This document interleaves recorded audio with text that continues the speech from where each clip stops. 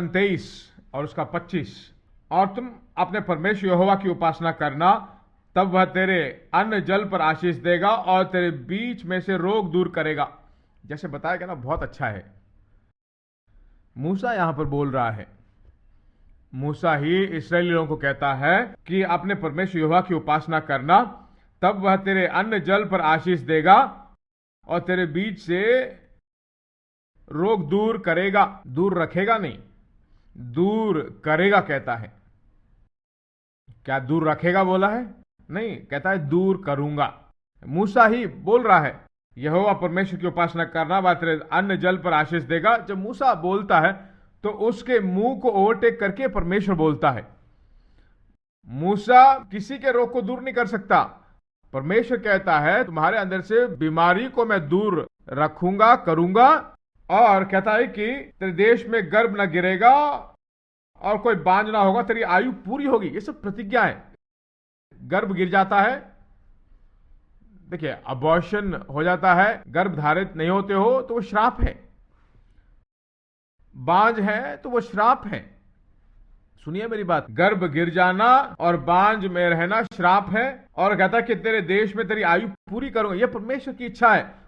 पुराने वाचे के नीचे एक मेमने के लहू के द्वारा धोए हुए लोगों को ऐसा कहता है। तो उत्तम वाचा, उत्तम प्रतिज्ञा, उत्तम लहू, उत्तम याजक, उसको चंगाई है तो मुझे सुपर चंगाई होनी चाहिए, है कि नहीं? सुनिए मेरी बात, इसको अपने मन में रखिए, बिठाइए। अब्राहम 175 रहा तो एटलीस्ट मुझे 200 साल तो रहना होगा, एटलीस्ट।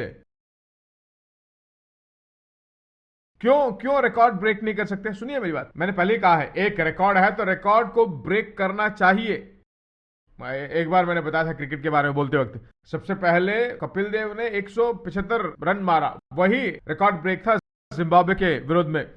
पहला फर्स्ट कप वर्ल्ड कप लिया था ना, वो वाला, शायद 1983 में।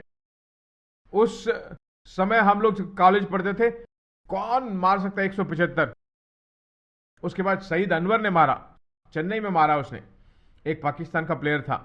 उसके बाद जो है तेंदुलकर ने ब्रेक किया, उसके बाद सहवाग ने उसके बाद 2-3 बार 200 से ज्यादा मारा।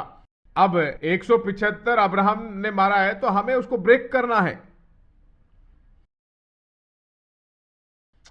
ना? क्यों आप नहीं चाहते ऐसा? क्या क्रिकेट में ही मार सकते हैं, जिंदगी में नहीं मार सकते? एक कम मूल्य पाए हुए वाचे में इतना भरपूरी में जीता है तो हम उनसे भी बेहतर है। इसको अपने मन में रखिए, गहरे मन में रखिए, चाहिए कि हम ऐसा जिएंगे। समझ में आई मेरी बात? एक और बात बताता हूं आपको। देखिए, प्रसव पीड़ा के साथ बच्चा उत्पन्न मत कीजिए। अगर हो गया तो वो खत्म हो गया पास्टर, वो हो गया। इसके बाद आपके बच्चे, या अगर अब वापस गर्भ धारण करके बच्चा पैदा करें तो प्रसव पीड़ा नहीं होना चाहिए, वो श्राप है। मालूम है कितना बुरा है वो? अस्पताल में बाहर तक सुनाई पड़ता है, सुना मैंने। तो प्रसव पीड़ा से अगर आपने बच्चा उत्पन्न किया तो उन दिनों में पता नहीं था। मेरी पत्नी भी जो है पहला बच्चा लेबर पेन में ही, दूसरा जो है सिसेरियन, उस दिन पता नहीं था, आज पता है, इसलिए हम आपको सिखाना चाहते हैं। सुन लीजिए, हमें जो जो मालूम है वो सब आपकी जिंदगी में होना चाहिए। लेबर पेन में रहना, बच्चे उत्पन्न करना, और कंसीव होते वक्त जो है 4-5 महीने के लिए उल्टियां करना, वो सब देखिए श्राप है। परमेश्वर ने व्यवस्था के सभी श्रापों से हमें छुड़ा दिया है। छुड़ा दिया मतलब एक मोल देकर उसने खरीद लिया है।